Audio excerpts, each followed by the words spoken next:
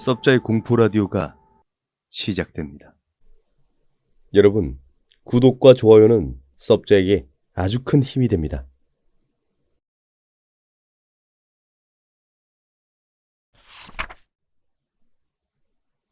살아가는 데 있어 먹는다는 것은 절대 빼놓을 수 없는 즐거움이다. 그리고 기쁘게도 이 세상은 맛있는 음식으로 가득 차 있다. 자칭 미식가이자 대식가인 나에게는 행복한 사실임이 틀림없다. 비록 과하다 말할 수 있는 내 음식 사랑 덕분에 그 많은 식비로 당진해버리지만 지금까지 단 한 번도 아깝다고 생각해 본 적이 없다. 맛있는 음식을 실컷 먹은 뒤에 느껴지는 포만감이야말로 진정한 행복의 상징이라 믿어 의심치 않는다. 그다지 내세울 것 없는 평범한 인생이지만 내 삶을 사랑하는 이유가 그런 행복감 때문이다. 하지만 언제서부턴가 내 작은 행복이 깨져가고 있었다. 잠에서 깬 나는 엄청난 허기에 입맛을 다시며 침대에서 일어났다. 바닥에 널린 쓰레기들을 피해 주방으로 가서 냉장고 문을 열고 생수를 꺼내들었다.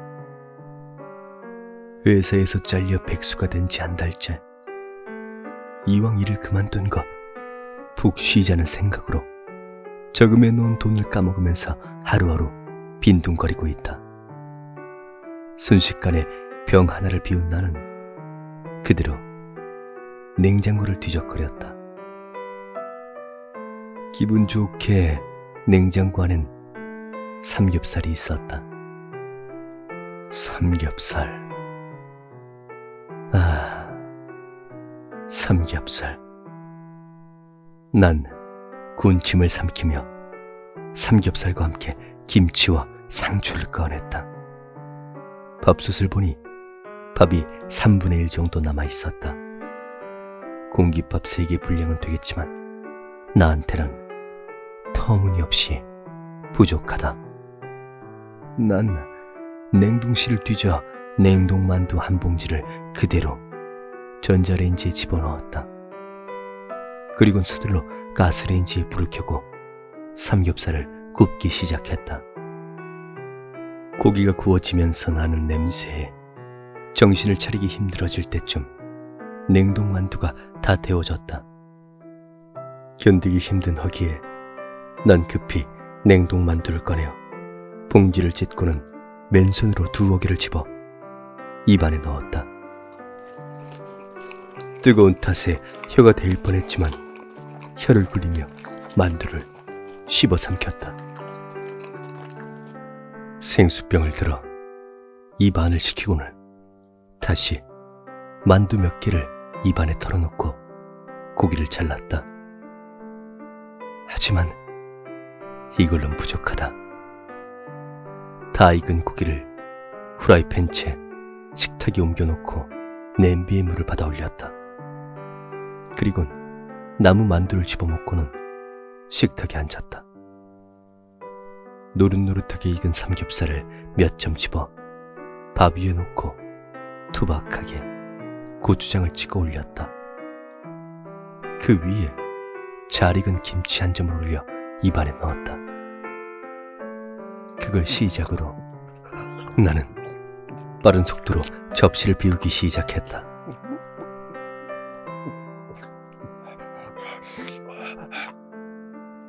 고기를 먹는데 집중한 나머지 냄비를 잊고 있었다.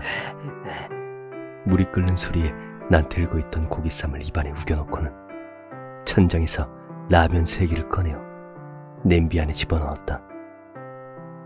꼬들꼬들하게 익힌 라면에 삼겹살을 싸서 남은 고기를 다 처리하고 미리 남겨둔 밥을 국물에 말았다.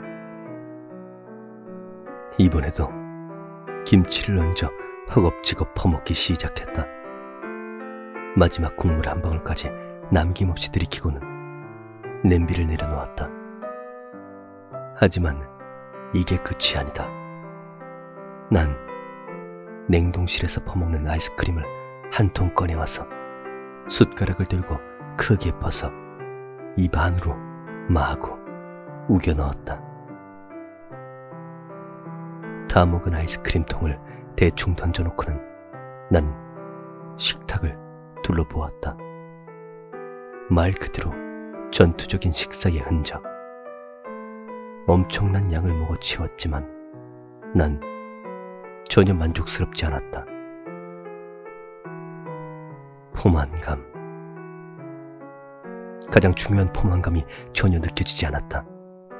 난 여전히 꼬르륵거리는 배를 내려다보며 헛웃음을 지었다.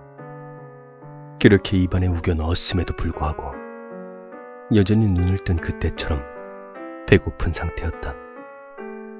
일을 그만두고 나서부터 허기가 심해지더니 지금은 아예 포만감을 느끼지 못할 정도로 심각해졌다. 먹는 양이 늘어서 맛있는 음식을 실컷 즐길 수 있다는 즐거움도 잠시. 아무리 먹어도 허기는 가시질 않았고 하루의 대부분을 먹는 데 할애하는데도 몸은 점차 야유어 갔다. 방금 식사를 마쳤지만 여전히 배가 고팠기에 난 음식 배달을 시키기로 했다. 오늘 역시 하루 종일 음식과의 전쟁을 치루어야 할 모양이다. 양념치킨과 간장치킨을 한 마리씩 주문해 입안에 우겨넣기 시작했다. 순살로 시켜야 조금이라도 빨리 많이 먹을 수 있다. 반쯤 먹었을 때 라지 사이즈 피자도 도착했다. 같이 딸려온 캔콜라를 순식간에 비워버리고 피자를 2조각씩 들고 입으로 밀어 넣었다. 족발은 배달에 밀린 건지 아직 도착하지 않고 있었다. 한 손에 피자를 들고는 다시 냄비에 물을 올리고 라면 3개를 더 끓였다. 이번엔 계란도 2개 넣기로 했다. 다행히 라면이 다 익을 쯤에 족발이 도착했다.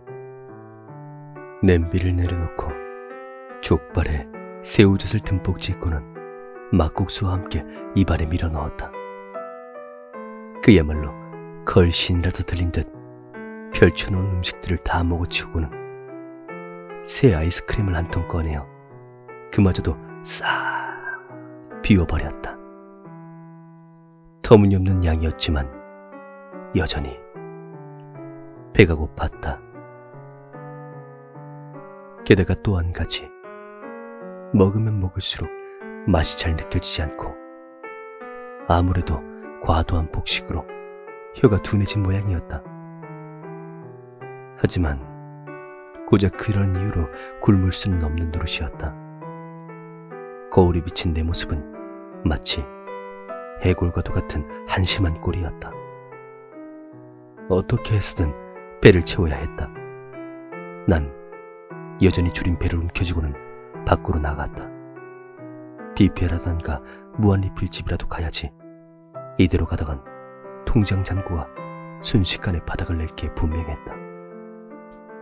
난 크게 한숨을 쉬며 가게를 나왔다.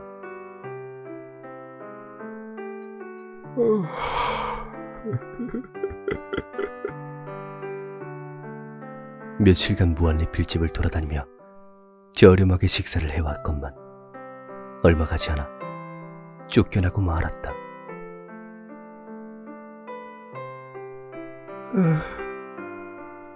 어디 가서 먹지? 상식을 벗어난 수준으로 퍼먹었으니 불합리하다고 말할 수도 없는 노릇이다.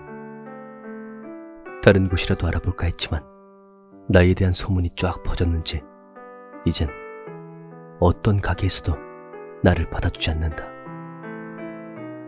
이제 슬슬 돈도 떨어지고 있다.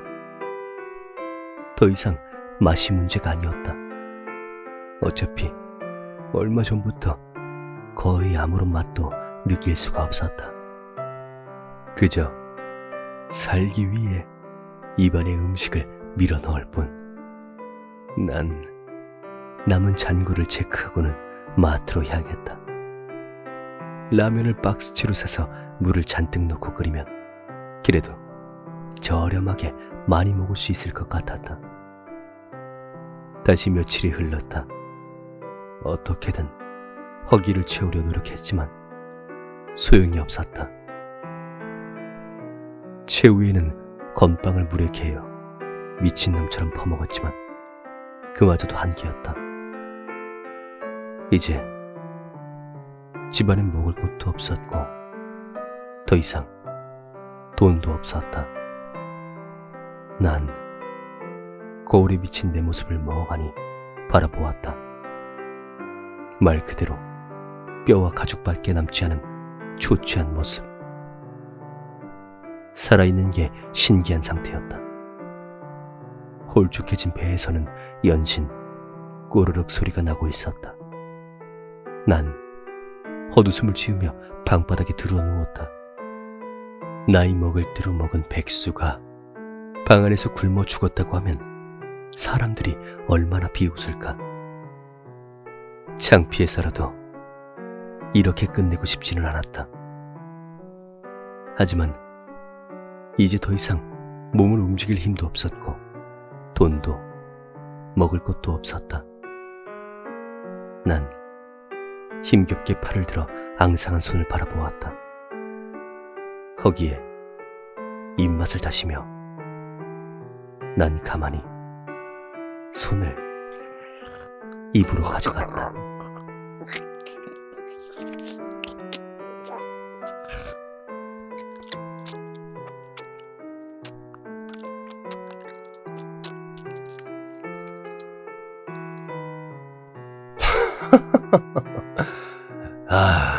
참나 별꼴을 다 보겠네.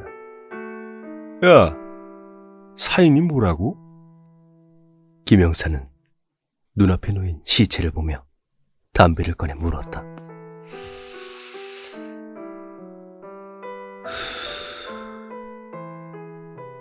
아, 그 시체요?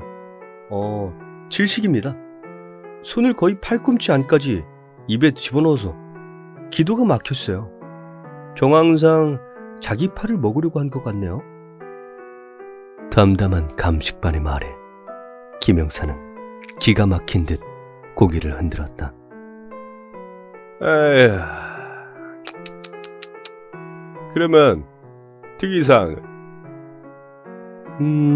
뭐 자세한 건 부검 결과가 나와봐야 되겠지만 단기간 폭식으로 위장이 터무니없이 망가진 상태였습니다.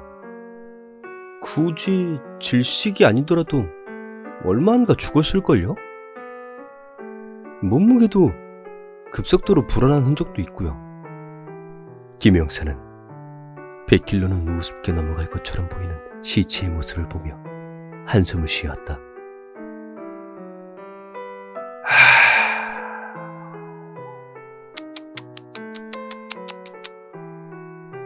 아니 뭐 저렇게까지 폭식을 한 이유가 뭘까? 단순 식탐이라던가 스트레스라던가 그런 수준이 아닌 것 같은데 이건? 감식반은 펜으로 머리를 걸적이며 대답했다. 글쎄요. 전례도 없고 딱히 이렇다 할 흔적도 없어서 뭐라 말씀드리기 힘드네요. 터무니없겠지만 굳이 제 생각을 말씀드리자면 영화 한 장면이 생각나요. 혹시 그거 보셨어요? 브래드 피트 나온 영화요. 거기에 보면 살인자가 어떤 사람에게 총들이 대면서 억지로 막 음식을 먹게 하거든요. 그 사람이 폭식으로 죽을 때까지요. 김영사는 길게 담배 연기를 뿜어내며 몸을 돌렸다.